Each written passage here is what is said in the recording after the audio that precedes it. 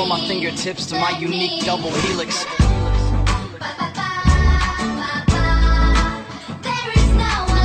my fingertips. From my fingertips to my unique double helix. From my fingertips. From my fingertips to my unique double helix. Check it out, yo. Oh, rear end. Shit.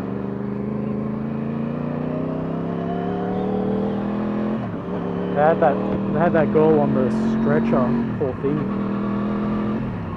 I hope she's alright. That's fucked. Fucking hell. What a rear end as well. What do you do? Like, how do you hit someone from behind that fucking hard that it destroys the back of the fucking car? That was a Honda Jazz. I don't know if you guys could make out what type of car that was.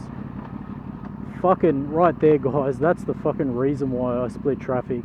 Fuck getting rear-ended to fucking hell, mate. Fuck that.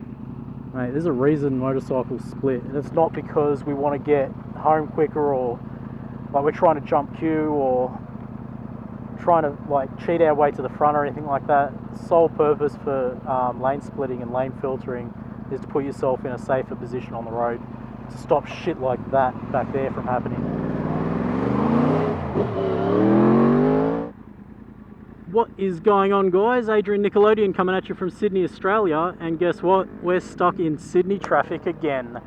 But not for much longer, gang. Guess what? In a world first, well, not a world first, in an Australian first, the New South Wales government is soon to allow motorcycles to split and filter legally here in Sydney and in the rest of this state, New South Wales. So it was announced on the news last week that as of July 1st, 2014, what's this rider doing with his foot? Yeah, so as of July 1st, 2014, fully licensed motorcycle riders will be able to filter and split traffic at a maximum speed of 30 kilometers an hour. So if the traffic isn't moving faster than 30 kilometers an hour, you're not allowed to split, which is a fair call, because lane splitting is very, very dangerous. Lane filtering not so much, especially if the cars are stopped. But just a tip for any of the guys planning to split in the city, you've got to watch out for car doors opening left, right and centre. If a car door opens up on you in the city and you're splitting at 30 k's an hour, which is going to be perfectly legal soon, you can very well take off a leg or an arm at that sort of speed. So be careful out there, guys. And also, just a reminder, this is only for fully licensed riders. This is not going to apply to learner and provisional licensed riders, which I think, again, is an awesome idea. I see so many guys here in Sydney. I mean, pretty much every motorcycle rider already splits here in Sydney because traffic is absolutely fucking putrid. And this is one of the state government's plans to try to reduce traffic congestion in Sydney because it's absolutely out of control. I don't want to go as far as to say that Sydney's going to become a motorcycle city, but I think that more motorcycles on the road and laws like these will definitely ease traffic congestion and get a whole lot more people onto motorcycles to ease up all of this fucking bullshit on the streets. I mean, we're actually going pretty good right now off the Harbour Bridge because it's 6 o'clock. But if you try and come over the Harbour Bridge at 5 o'clock, forget it. You're going to be sitting bumper to bumper. It'll take you like 20 minutes just to get across the bridge. So, L&P plate riders, you guys are going to have to avoid lane splitting and lane filtering. I know you guys are probably thinking, oh, that fucking sucks, dude. Like, I have to wait 3 years until I can legally lane filter and lane split. It's not just the fact that you need to legally wait. You also need to understand how traffic works. I don't expect any learner rider out there or provisional rider out there to fully grasp the concept of how traffic actually flows on the street. That sort of shit takes time, and that sort of stuff can't be taught. That sort of stuff comes with experience. So fucking hell, dude, that shit right there, that sort of shit, you don't fucking teach that in any fucking advanced motorcycle riding class. Anyway, guys, so I'm happy about this. I'm happy about hitting my 6-month sorry, not my 6 month. I had a goal when I first started this channel. I wanted to hit 10,000 subscribers. I hit that goal in 6 months and something like 6 days. 6 months and 6 days, or 6 months and 13 days. I don't know, I have to have a good look into it, but 10,000 subscribers in just a little over 6 months is astronomical. It's fucking insane, dude. I feel like I've grown too quick, and I actually wanted to slow down my subscriber growth. I said this in the update that I did on Sydney Harbour. What the fuck was that video called? Anyway, guys, I said it in, not this video, but like the second to last video that I upload, not the crash video, with that, with the poor young bloke that lost his life. In the video before that, I said that, yeah, 10,000 is fucking insane, and I don't want to, I don't know, I just don't want it to take away from what I'm doing. Here's an awesome example. When I was nearing 10,000 subscribers, I was finding it really hard to like keep in contact with guys via like messages and videos and stuff like that, and really hard to keep in contact with guys on Facebook. So I ended up turning off my Facebook chat because it was taking away way too much time for me to actually get some editing done. But about it was literally 12 hours before Baron von Grumble said this, but I actually said to one of my subscribers, I said 10,000 isn't all it's cracked up to be. I much prefer having 3,000 subscribers, because I didn't feel there was pressure from my subs saying, hey, we want these sort of videos, or I also didn't feel like, oh, what was that? It sounded nice, whatever it was. Should we go have a look, guys? What do you reckon? There we go, guys, we caught up to him. We're now riding with Tom. I mean, riding with friends. Just on that, Riding with Tom uploaded a fucking sick-ass video, guys. You got to check it out. It's the S1000RR tablecloth trick.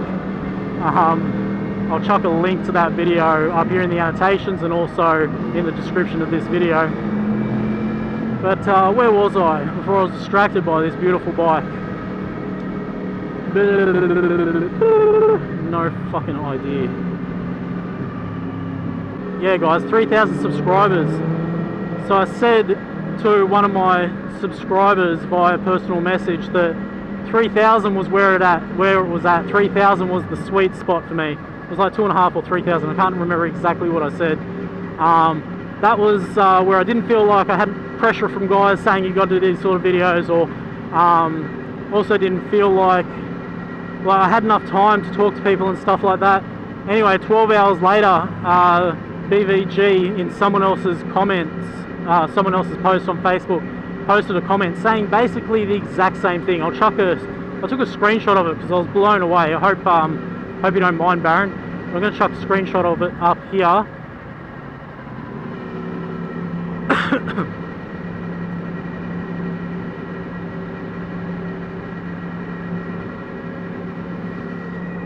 So yeah, that was a sweet spot right there. 3,000 came and went for me. So I'm sitting on, like, I'm over 10 now. I'm going to focus more on getting edits done and not interacting with my guys so much. I will still be here. I'm reading every single comment. I need to read every single comment to make sure that I haven't got some nasty fucker running around in my fucking comment section, because we're all here to have fun, guys. This is an entertainment channel and I don't want any fuckwits on my channel. Alright, so there's some other things that have happened recently. I stretched my chain, most probably from doing too many wheelies, I'd say. I don't know how else a chain stretches that bad. I'll chuck a photo of the stretched chain right here. Basically, it was the rivet link on my chain. It was, I think it was like 45 or 50,000 kilometers old.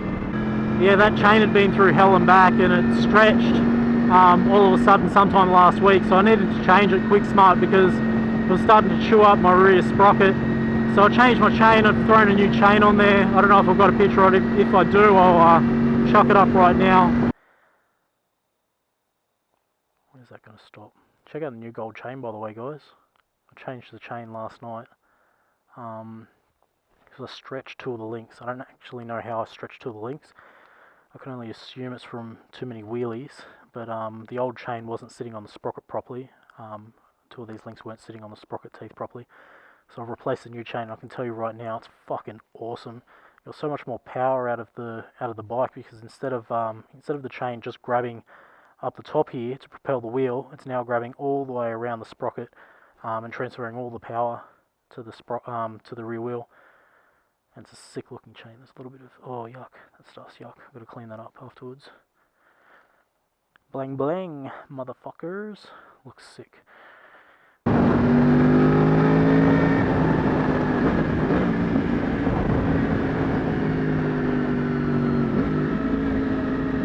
Another thing, I changed my front tyre yesterday.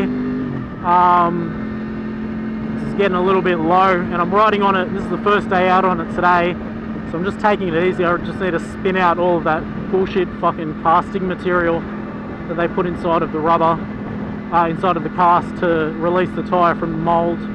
I think, like, from memory, it takes like 100 or 200 kilometres to spin that shit out of the tyres, and then I need to scrub the tyres in slowly, and then I should be good to go for a nice little thrash.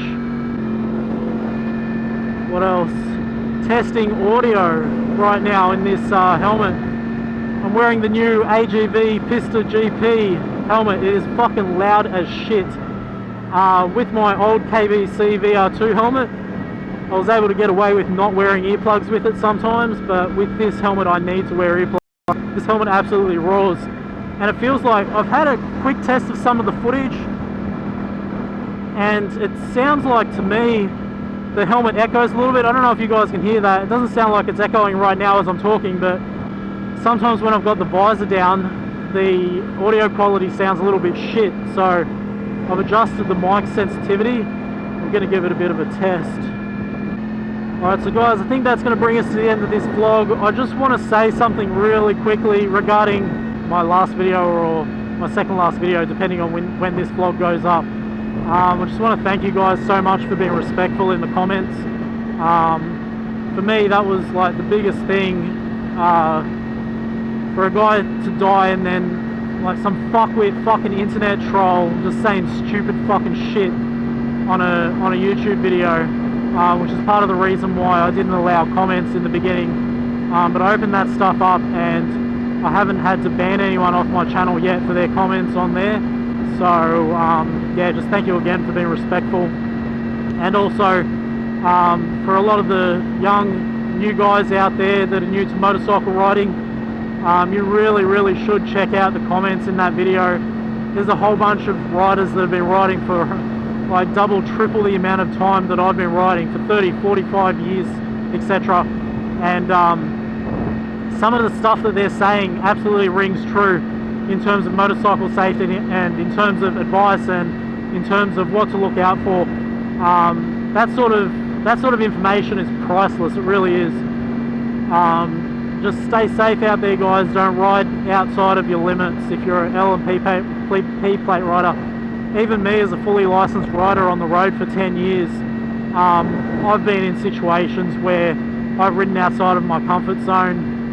There was one particular incident where I went wide in a turn intentionally because I didn't feel like I could take the turn, and lucky there was a runoff. But in doing so, I went straight across the path of a four-wheel drive who had to slam on the brakes. And if I was a second later, or if that four-wheel drive was, you know, 5 meters closer to me, I definitely would have gotten taken out. And there's a lot of guys in that comment section that have had heaps of close calls. This is the kind of shit that we deal with as motorcycle riders, and the reason I stopped riding a couple of years ago was because I didn't feel like I was mature enough to ride a motorcycle and mature enough to handle the power of the R1, and that shit rings true to this day, and that shit is more important now more than ever. Maturity, guys. Like, you need to be mature on a motorcycle. There's no ifs, so's, or buts about it. Like, that's the number one piece of safety gear you can have. Like, over your helmet and over your jacket and boots and rider safety courses and stuff like that, attitude on a motorcycle, that's the shit that's going to keep you guys safe. If you're riding like a fuckwit, if you're riding outside of your comfort zone, you're going to get in trouble. Maturity makes you think about decisions before you do it. Maturity makes you not do that wheelie at 150 k's an hour down the freeway with your girlfriend on the back of the motorcycle. And that's some shit that I didn't have back in the day when I first started riding. Now these days I ride a bike with 150 horsepower at the wheel, and I can cruise in this thing, and I'm happy to cruise in this thing. I respect the power of the motorcycle. That shit, guys, that shit comes with experience. That shit comes with, it doesn't even come with age. There's heaps of young guys out there that are mature enough to embrace the power of a motorcycle, embrace what motorcycle riding is all about.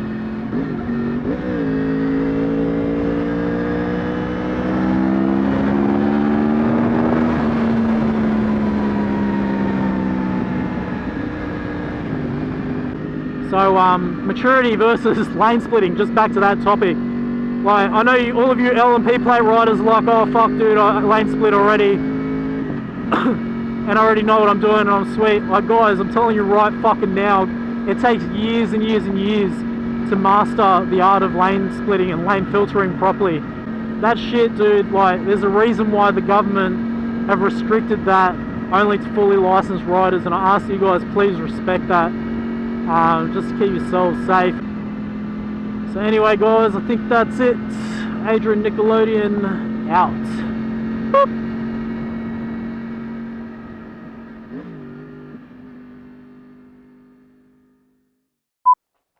Shit, one other thing guys, I completely forgot. There's two other things you'll need to do a tyre change. A trusty axe and some fucking sex lube.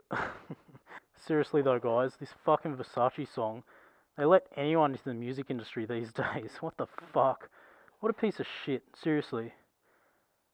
Hold on, I've got to balance this tyre.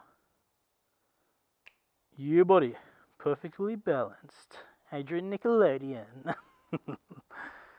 But seriously, back to this fucking shitty Versace song. Versace, what else are the lyrics? Let me see if I can recite the lyrics right now. Versace, Miley Cyrus, that is all. Fucking gay. What a shit fucking song. Versace, Versace, Versace. Versace, Versace, Versace. Look at me, I'm draped in fucking gold. Fake ass gold from some cheap $2 store. Christmas ass decoration, motherfucker. Piece of shit. What a shit fucking song. Can't believe it's got so many fucking views. What a fucking joke.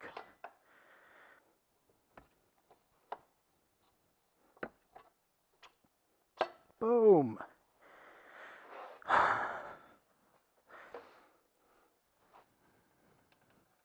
Versace. What a fucking waste of time. Fucking song. How many hits has it got anyway? It's got so many fucking hits from all these fucking 12-year-olds that don't even know what fucking real music is.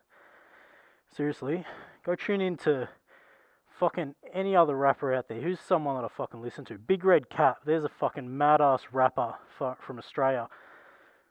Fucking sick-ass music. Way better than this fucking Versace motherfucker.